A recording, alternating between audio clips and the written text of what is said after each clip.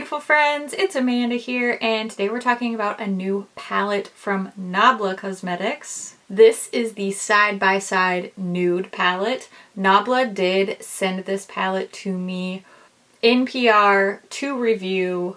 This palette is currently available. I just went to go look at the listing for this palette on Ulta and it's not there anymore, so it must have sold out. I don't know if they'll restock this or not. I know that a lot of their American audience is reached via their place at Ulta, so hopefully this will be back in stock at Ulta. I don't know if it will or not, especially since the listing is completely gone from the site. It doesn't just say sold out, it's not on there anymore.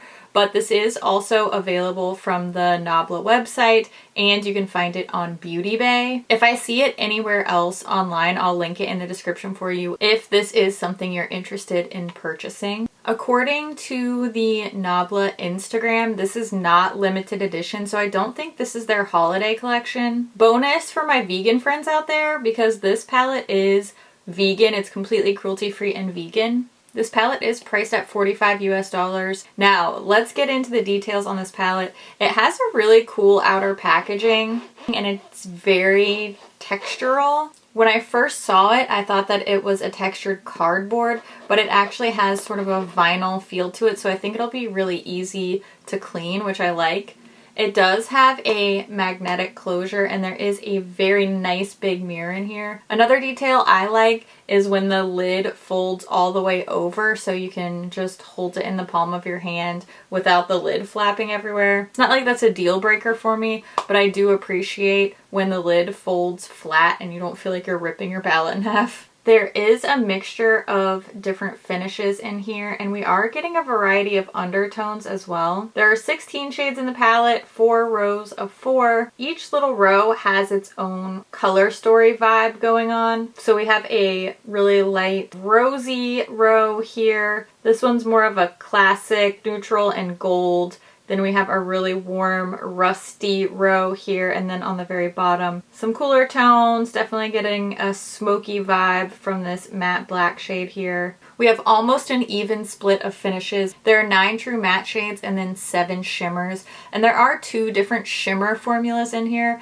There's a really foiled metallic shimmer formula, and then there's more of a sparkly, almost topper type of formula in here. I think you'll be able to better tell the difference when you see the swatches of this palette. I will be doing both finger and brush swatches of this palette. All the swatches are done on the inside of my arm with no primer down first, just the shadows straight onto my skin. The finger swatches will be pictured on top, and then each corresponding brush swatch will be directly below. As always, for my brush swatches, I'll be using my e.l.f. flat eyeshadow brush, and I'll clean the brush off in between each shade using my Vera Mona color switch. That way there's no shadow transfer between swatches. So let's take a look at those swatches now. Here are the swatches of the top 2 rows in the palette, and I really want to point out here, because I'm gonna reference it later in the review, look at the difference between the finger swatches and the brush swatches.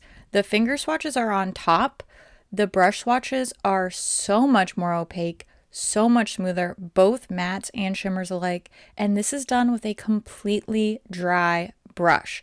I cannot stress to you how much better these shadows apply with a brush, and it's kind of crazy to see it laid out like this. Typically, it's the other way around. We see these really opaque looking finger swatches, and this palette just kind of blows my mind with how different the finger and brush application truly is. This is the reason why I do all these different methods, because it really makes a huge difference sometimes.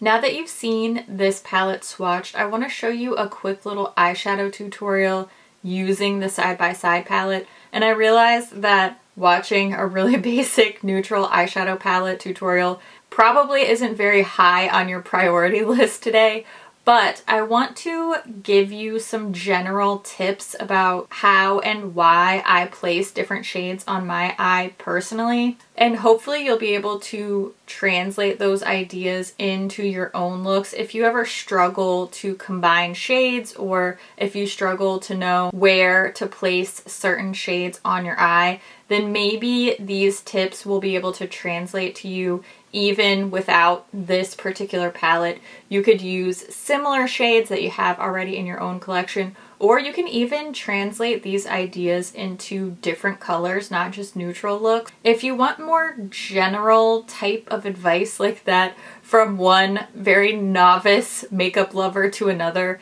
let me know. That is the type of thing that I would love to do, but I just haven't really gotten a ton of interest for. So if you are interested in that, or if you're interested in seeing this palette in action, let's go ahead and take a look at a tutorial using the side-by-side palette now. I'll give you some of my tips and tricks, and then I'll wrap up all my thoughts on this palette at the end. I'm going to start off by priming my eye with my favorite eye base. It's the MAC Paint Pot in the shade Painterly. Then I'm going to set my eye base using this matte shade called Rarity. You could also just use a little setting powder if you please. This doesn't really show up on my skin. It's just sort of to set that stickiness down a little bit. Now I'm taking a nice mid-tone matte shade. This one's called Halftime, and I'm applying that into my crease area. I don't have to be too precise here. I'm just making sure to lay down a bit of a transition color here, and I'm also going to put that along my lower lash line. Next, I'm taking a little bit deeper shade. This is a warm, kind of medium deep matte shade called Burnt Sienna. And with a small fluffy brush, I'm applying that to the outer part of the eye and blending up into the outer part of the crease as well to give the eye a little bit of depth, a little contour. Then I just went in and blended everything together with no additional product. Then I'm going to take a medium shimmery shade and I'm going to put that all over my lid. This shade called Magic Moment did need a little bit of layering up, but this is a super basic kind of 3 shadow look. You just do a crease color, something a little bit darker on the outside, shimmer all over the lid. This is a really quick, this is my go-to, I have to be ready in 5 minutes type of eye look. But I do like to amp it up a little bit. I'm going to take this deeper shimmer brown shade called Cedarwood, and using a pencil brush, I'm going to apply that along the outer part of my lower lash line and also build it up on the outer part of my lid. You can see here just this little touch of a deeper shade really makes the eye look more pulled together, a little bit more dynamic. This is a super simple step that I think makes a big difference for my eye shape and my eye look. So I'm just evening out the other side, also adding that to the lower lash line for a little smokiness. And then I just went in and kind of blended those shimmers together using my pinky finger. I'm also going to add some shimmer to the inner corner. This really brightens up the look. So I took the shade Ray of Light and applied that right to the inner corner. And I wanted to pop that shimmer on the eyelid. So I'm taking Body and Soul, which is lighter than my original shade, and just tapping that in the very center of the lid. So it sort of highlights and brightens the center of the lid. Then I curled my lashes, added my Huda Beauty Legit Lashes Mascara. This is my basic template for an eye look I know I'm gonna like every time, no matter which colors I'm using. I build the same basic sort of structure, and I think it really flatters my eyes. It really simplifies shadow application for me, and I really hope that it does the same for you. Okay, as usual, I'm just going to be really honest with you what I think about this palette. It's just okay.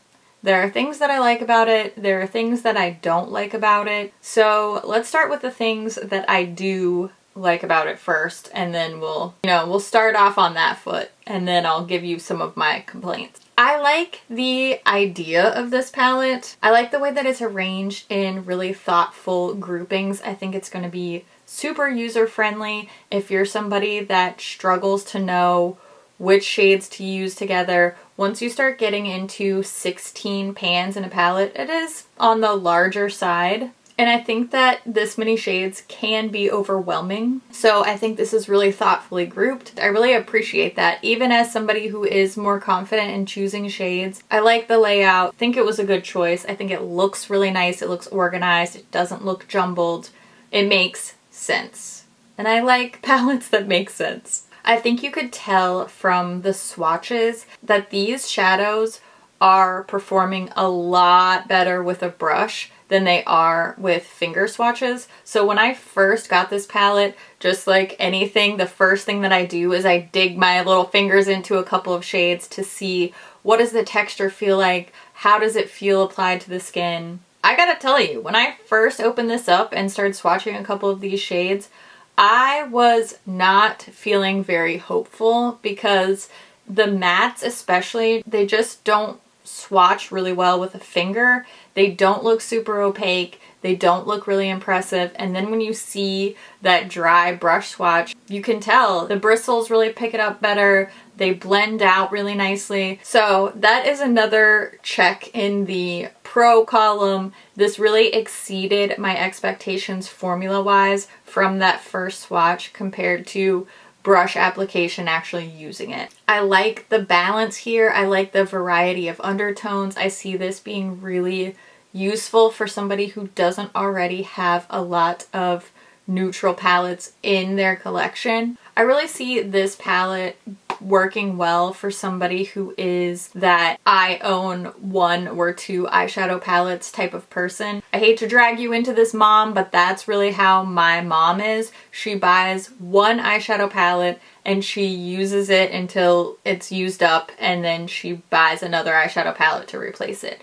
I think that that person would really get a ton of mileage out of this palette, would really be happy with this palette. So that's really who I see the customer being for this palette.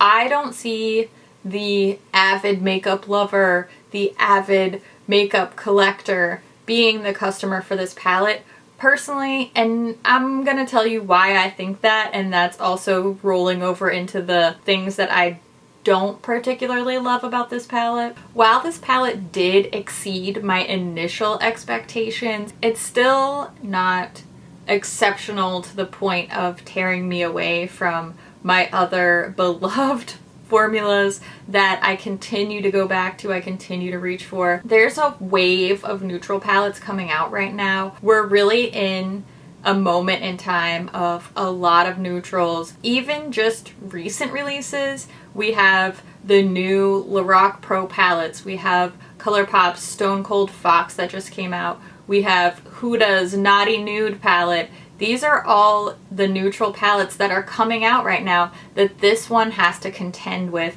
Not just in my eyes, but on the market in general. I don't think that this formula, this idea, this packaging, this layout is really going to stand out in that crowd. It's definitely not standing out in that crowd for me personally. Maybe it's just, you know, bad luck timing wise that there's this huge rush of neutral palettes on the market right now.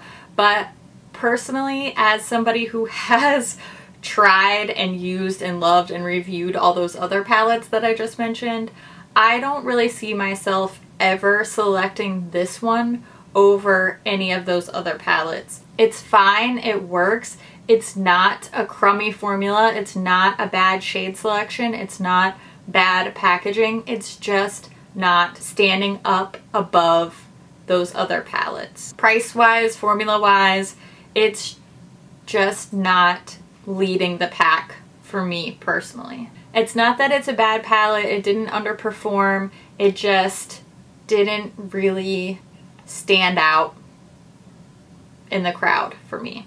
Now's the time when I want to hear what you think about this palette. Are you interested in this one? Does this seem like it's going to be just the perfect neutral palette for you? I always love to hear what you think about things. Even when we don't agree, I always love to hear your thoughts and opinions too, so make sure you leave them down in the comments below. As always, thank you so much for watching, and I'll see you in my next video. Bye! First 5 seconds of the video. Awesome. What could go wrong? Is in here. There is a mixture. There's a mixture of finishes. The West Virginia just jumps right out sometimes. Donde está swatch brush? Oh, here it is. Huh. That was easier than usual. The finger swatches will be... Whoa. You never know. Sometimes I feel like I'm being awkward, and I don't know if I actually am. I mean, probably am. I probably am. It's okay. It's part of my charm.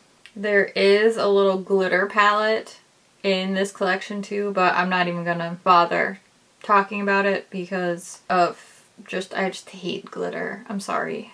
If you like it, you do what you gotta do, but I can't. That's just, it's not in the cards for me today or any day, frankly. Anyway. Okay.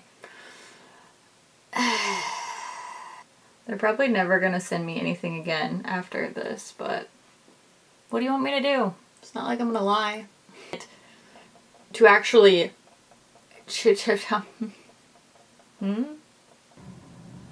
I don't know. Why am I like... I don't know what I want to say. Especially for $45. It's pretty pricey for a pretty decent run-of-the-mill neutral palette. I wanted it to be awesome.